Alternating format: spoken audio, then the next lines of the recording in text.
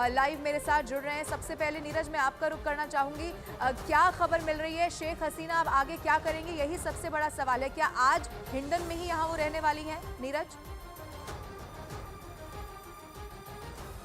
देखिए, कल रात को जो सूत्रों से बातचीत हुई है उनके मुताबिक अभी तक कोई असाइलम यानी पॉलिटिकल असाइलम जो है वो चाहे ब्रिटेन की बात करें या दूसरे पश्चिमी देशों की जो बात है वहाँ से कोई हिंट नहीं आया है या अनुमति नहीं मिली। इसलिए जब तक कहीं राजनीतिक आश्रय नहीं मिलता है तो प्रधानमंत्री जो कि अब पूर्व हो चुके हैं वो शेख हसीना भारत में ही रहेंगी, वहीं हिंडन बेस पे रहेंगी। जैसे ही कोई गो अहेड वेस्टर्न देशों की तरफ से आता है यानी यूरोप के देशों खासकर ब्रिटेन की तरफ से दिया जाता है। देखिए, ब्रिटेन की तरफ से एक हिंट तो ज़रूर दिया गया है कि इस पूरे मामले की जांच उन्होंने यूएन लेड इन्वेस्टिगेशन यानी यूएन के नेतृत्व में करने की मांग की है और डेमोक्रेसी को पूरी तरह से दोबारा बहाल करने की मांग की है। तो शेख हसीना जब तक दूसरे देशों से राजनीतिक आश्रय नहीं मिलता तब तक हिंडन बेस पे ही रहेंगी और वहाँ तमाम सुरक्षा व्यवस्था जो है, जो प्रोटोकॉल्स होते हैं पूर्व प्रधानमंत्री के लिए, वो भारत सरकार की तरफ से दिए गए और भारत सरकार की तरफ से उन्हें तवज्जो कितना दिया गया है उसका आपको अंदाज़ा इसी बात से लग सकता है कि खुद एनएसए वहाँ पहुँचे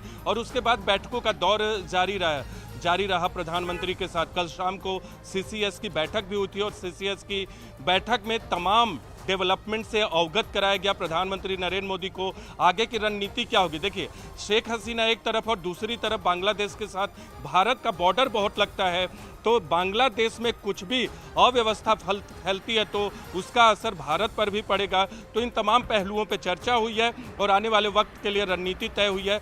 जब तक पॉलिटिकल असाइलम दूसरे देश में नहीं मिलता यानी तीसरे देश में नहीं मिलता तो हिंडन बेस पे ही वो रहेंगी। ठीक है नीरज, आप बने रहिएगा। संदीप बोल भी इस वक्त हिंडन एयरबेस से मेरे साथ लाइव मौजूद हैं। संदीप, अब चूंकि जैसा नीरज भी बता रहे हैं, जानकारी ये है कि आज वो यहीं पर रहने वाली हैं, लेकिन अब इस वक्त आगे की राह कितनी मुश्किल होगी ये भी सवाल है। कई सारे विकल्प हैं जिसको लेकर शेख हसीना हो सकता है कि स्थिति को देखते हुए विचार करें, लेकिन वहां पर तो हालात अभी भी बांग्लादेश में बहुत खराब है, जो तस्वीरें मिल रही हैं। क्या लगता है कि कौन सा विकल्प बहुत स्ट्रॉन्ग तरीके से इस वक्त हो सकता है जिस पर शेख हसीना विचार करें? आने वाली राह कैसी होने वाली है, ये भी सवाल है। संदीप। लवीना, सबसे पहले तो ये क्या भविष्य होने वाला शेख हसीना का, इतना तो तय हो गया कि अब वो वापस बांग्लादेश जल्द ही वापस नहीं जा सकती हैं और यहाँ से भारत से उनका आगे का क्या प्रोग्राम है वो तभी साफ हो पाएगा जिस वक्त बताया जा रहा है कि विदेश मंत्री संसद में इसको लेकर बयान देंगे। सरकार का रुख तब पता लगेगा, सरकार तब बताएगी कि आखिर इस पूरी घटनाक्रम को कहां से लेकर कहां तक वो चला है और आगे क्या शक्ल होगी, ये सरकार की तरफ से बताया जाएगा। हालांकि अभी तक सरकार की तरफ से आधिकारिक तौर पर कुछ भी बात सामने नहीं रखी गई है। कल शाम से यहाँ पे शेख हसीना हिंडन में मौजूद है। खुद जो है एनएसए अजीत डोभाल 1 घंटे तक उनके साथ मुलाकात की और उनके साथ बातचीत की और यहाँ पे 1 घंटे तक वो रहे। उसके बाद प्रधानमंत्री को ब्रीफ किया। तो जाहिर सी बात है कि शेख हसीना के साथ भारत के बेहतर रिश्ते रहे हैं। बांग्लादेश में जब तक उनकी सरकार रही तब तक बेहतर रिश्ते रहे हैं, लेकिन अब जिस तरीके के सूरत हाल बन रहे हैं उसको देखते हुए भारत सरकार भी बहुत ही सोच समझ के और संयम के हिसाब से ही कोई आगे की कार्रवाई करेगी। लेकिन इतना तो तय है कि अब उनका वापस बांग्लादेश जाना बहुत कठिन है। हो सकता है कि वो लास्ट बार बांग्लादेश से निकली हो और उसके बाद शायद वापसी उनकी मुश्किल हो, क्योंकि वहाँ भीड़ उनको दोबारा, क्योंकि जो हमें जानकारी मिली है कि सेना ने ही उनको सेफ पैसेज दिया है। अगर सेना उस वक्त उनको सेफ पैसेज नहीं देती तो वो लिंच हो सकती थी, भीड़ का शिकार हो सकती थी, जो कि लॉ एंड ऑर्डर का सिचुएशन जो है वो वहाँ के पुलिस और सुरक्षा एजेंसियों के हाथों से निकल गया। इसी वजह से सेना को आना पड़ा। सेना में विकल्प होगा जिस पर विचार करेंगे, देखना होगा। आप दोनों को फिलहाल बहुत शुक्रिया, आप नजर बना के रखिए। अब ग्राफिक्स के जरिए जरा दर्शकों को समझाने की कोशिश करते हैं कि बांग्लादेश की पूर्व प्रधानमंत्री शेख हसीना के पास अब ऐसे वक्त में क्या विकल्प बचता है। सबसे पहला विकल्प आप जान लीजिए। पहला विकल्प यह है कि लंदन में राजनीतिक शरण शेख हसीना ले सकती हैं, ये पहला विकल्प सामने आया है। दूसरा यह है कि वो लंदन की जगह फिनलैंड या फिर स्विट्जरलैंड जा सकती हैं, वहां पर भी शरण ले सकती हैं। तीसरा विकल्प यह है कि राजनीति से शेख हसीना पूरी तरह से संन्यास ही ले लें। और फिर चौथा विकल्प है, चूंकि अभी वो है भी भारत में ही, कि भारत की मध्यस्थता हो और उसके बाद वापसी का कोई रास्ता निकाला जाए, लेकिन ये कितना जल्दी होगा ये कोई नहीं जानता।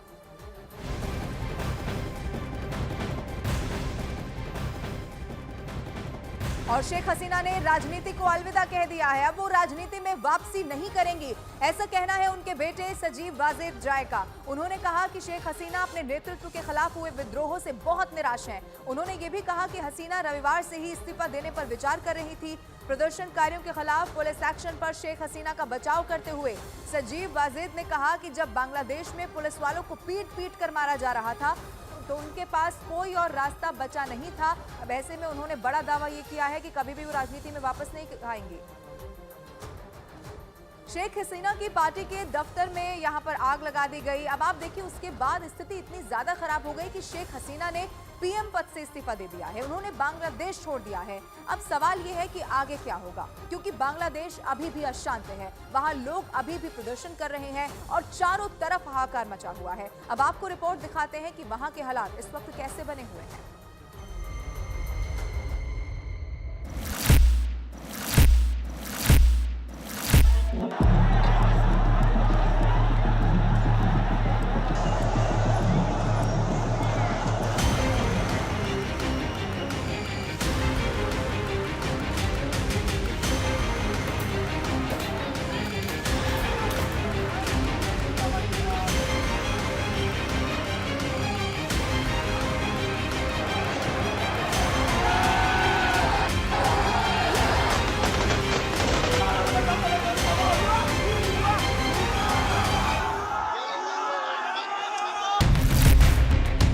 पहला हथौड़ा बांग्लादेश के जनक बंग बंधु की मूर्ति पर, दूसरा हथौड़ा बांग्लादेश के लोकतंत्र पर, तीसरा हथौड़ा बांग्लादेश की समूल व्यवस्था पर,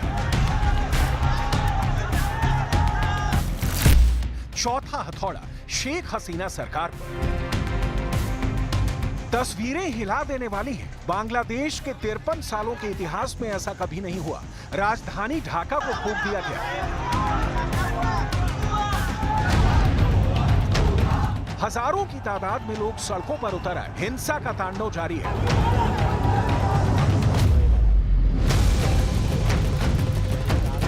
आर्मी बंदूक ताने खड़ी है। दूसरी ओर आवाम मुट्ठी बांधे नारे बुलंद कर रही है। गोलियों की बिसात बिछ रही है। अब तक 300 लाशें गिर चुकी हैं। हजारों लोग जख्मी हो चुके हैं। पुलिस के सायरन और एम्बुलेंस के शोर से ढाका गूंज रहा है।